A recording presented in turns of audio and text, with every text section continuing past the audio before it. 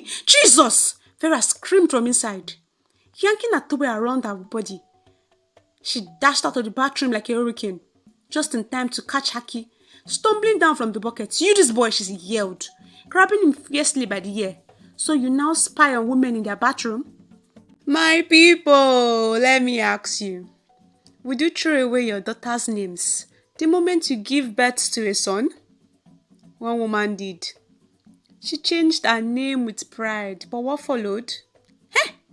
It shook the whole compound. Sit well and listen, because this story is not just a story, it is a warning. The morning sun spilled golden lights across the compound as clotheslines danced gently in the breeze.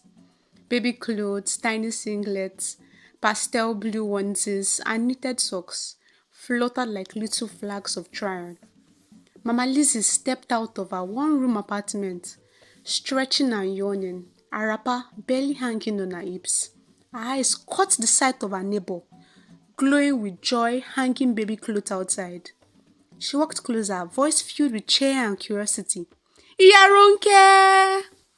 Congratulations, oh! I heard you delivered yesterday. The woman, spinning around with clothespins in hand, grinned like someone who had just won a jackpot. She did a little celebratory dance, hips swaying with joy. I did, oh! It's a bouncing baby boy. Don't call me Iya Ronke again, I beg. That name is in the past. I am now Iya Akin. She laughed proudly, placing a small blue cap on the line like it was a crown. Mama Lizzie paused, a little thrown off by the statement. She chuckled nervously. No vex, my sister. I just follow how everybody they call you now. Iya Ronke don't enter our blood already.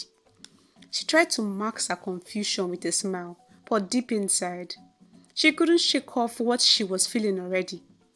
Everyone knew the story, how Iya Ronke, or rather, Iya Akin now, had spent the last 7 years giving birth to daughters, Ronke, Shade, and Bisi. Every year, the same drama played out like a badly written home video. The nurses would come out and say, "Madam, it is a girl!" And every year, Iya Ronke's face would fall like Gary inside hot water.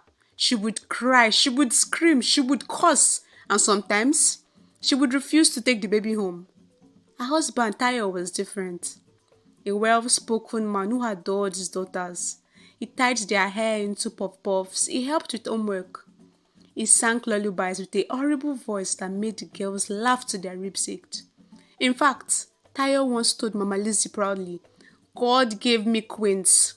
I must be royalty then." But Iya Ronke didn't see blessings. She saw disappointment. She saw shame, and worst of all, she saw failure. But in her mind, her worth as a woman hinged on birthing a son.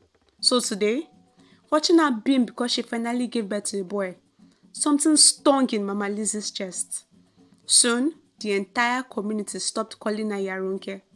It was now Iya Akin, like a name coronation. The title spread like a mountain fire, from the women at the market to the dry cleaner by the roadside. Even the pepper seller at the junction now shouted, "Iya Akin, your fresh attaché don land o." The change was fast, unsettling fast. It was as if her 3 daughters had vanished into thin air, erased from her identity like unwanted lines on the chalkboard. For those who mistakenly or stubbornly called her Iya Ronke, it didn't end well. One afternoon, Mama Ngozi passed by their gate and called out, "Iya Ronke, your beans dey burn." In the blink of an eye, the former Iya Ronke stormed out of her kitchen, wooden spoon in hand, fury dancing in her eyes. "Who be Iya Ronke? You no get respect? Are you blind? I have a son now. I am now Iya Akin. Don't call poverty back into my home." Mama Ngozi blinked, taken aback. Na mistake now, no be fight." But she didn't let her finish. "People like you know they're happy for others. You don't have sons, so you want me to remain like you. Jealousy go finish you." The entire compound fell silent. Even the goats grazing nearby looked up. Word spread fast. It was now a known fact. Call her Iya Ronke and you might just collect hot insult like hot pop-off. Akin soon grew into a classic mama's boy. Soft cheeks, pouty lips, and a sense of entitlement. So bold it dripped off every footstep he took around the compound. His mother, Iya Akin, treated him like the second coming of a crowned prince, while other children ran about with torn slippers and shared biscuits during playtime. Akin had imported toys, plastic golf sets, and a mini car that could move on its own, courtesy of sacrifices his sisters didn't choose to make. The cellophane barely turned as Shade and Bisi sat by the sewing machine in the corner, mending their worn-out Sunday dresses. The once bright lace had faded into dull pink. Meanwhile, Akin sat on the floor, surrounded by a pile of new action figures and remote control toys, laughing and banging them together. Their father Tayo entered the room and paused. He looked from the girls' tired faces to Akin's mess of brand new toys. He turned to his wife. "So you brought him more toys again?" She didn't even blink. "He's a boy, he needs to play. Girls can manage clothes, they don't need much." Tayo sighed, rubbing the bridge of his nose. "Shade has been purchasing that dress for 2 years. But you used the market money to buy toys again?" Her tone hardened, defensive. "Are you not a man? Don't you know how important it is for boys to be active? You better don't start supporting nonsense. That's your hair sitting there." Tayo looked at his daughters. Shade's eyes dropped, her fingers trembling slightly, as she continued to stitch. Their compound was the kind that echoed with laughter, small arguments, and the occasional smell of fried akara. It had 6 families, each with their own drama, secrets, and noise. The children played every evening in the wide open yard, a mix of hide and seek, rubber band keeping, and pretending the sand pile was a castle. That day, Clara, the daughter of Mommy Clara, was playing quietly with her toy kitchen. She was the shy type, never liked loud boys. Akin, now 6, walked over with his usual swagger. "Clara, come and play Mommy and Daddy," he said, grinning mischievously. She shook her head. "I don't want." But Akin didn't listen. He grabbed her by the arm, yanked her close, and tried to kiss her cheek, and then her lips. Clara screamed and pushed him away, falling to the ground in tears. "Mommy!" she shouted. From the far side of the compound, Mommy Clara dashed out of her kitchen and ran towards her daughter. "What happened? Who touched you?" Between sobs, Clara pointed at Akin. But now, other neighbors began to gather. Someone had shouted, "Akin kissed Clara?" Mom was filled the air. Small boy with boldness like that? Where did he learn it from this early? Mommy Clara turned sharply to Yakin, who was now strolling out of her flat, clearly unbothered. "Your son just forced himself on my daughter."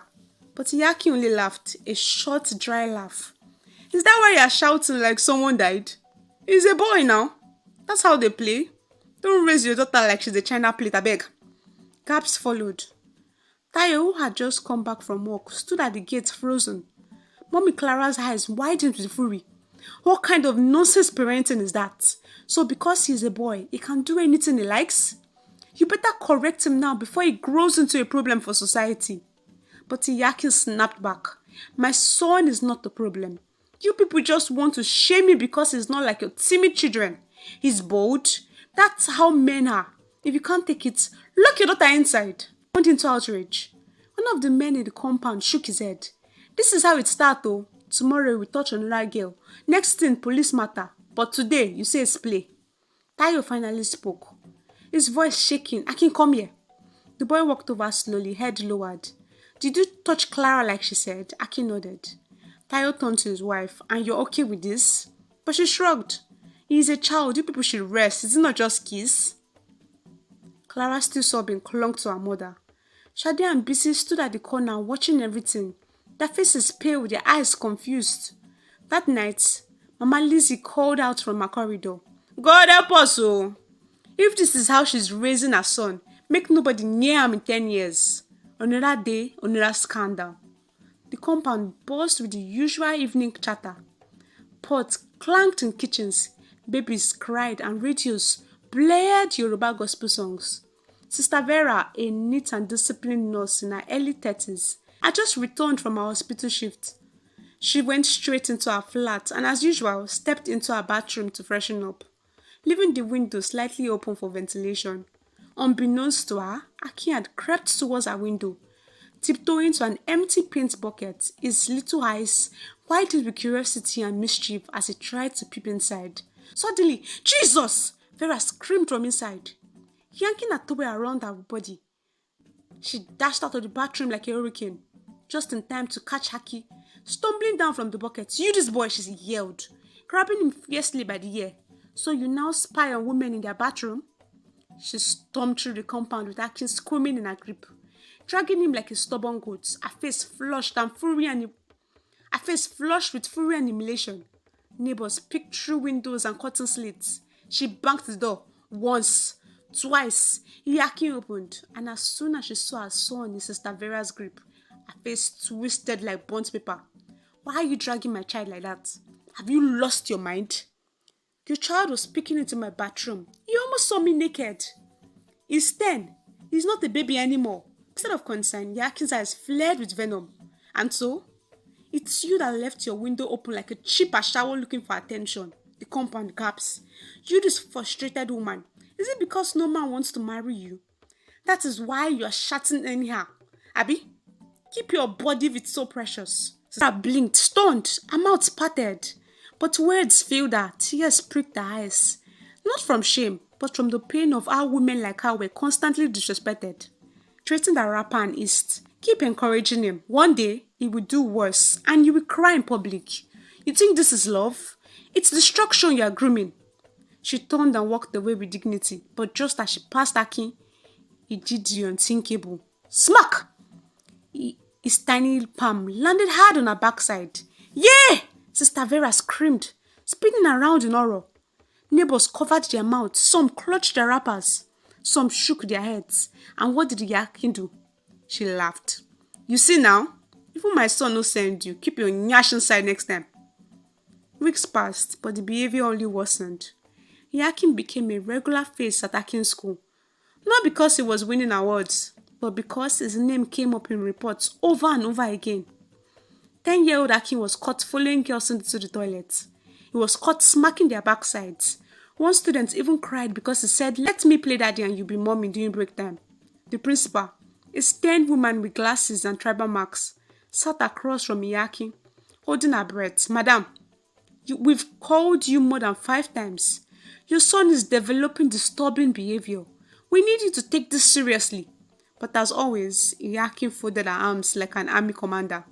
"All this one is noise. He's a boy. Boys play rough. Boys like girls. Is that a crime? Abi, you want him to start liking boys?" The principal blinked, stunned. "This is not about liking anyone. This is about respect and boundaries. Your son is harassing his classmates." Iya Akin scoffed. "That's your business. If you people don't like my son, I will remove him from this school." Nonsense. She stood up, snatched her handbag and stormed out muttering, "Jealous teachers. It's because my son is handsome and confident.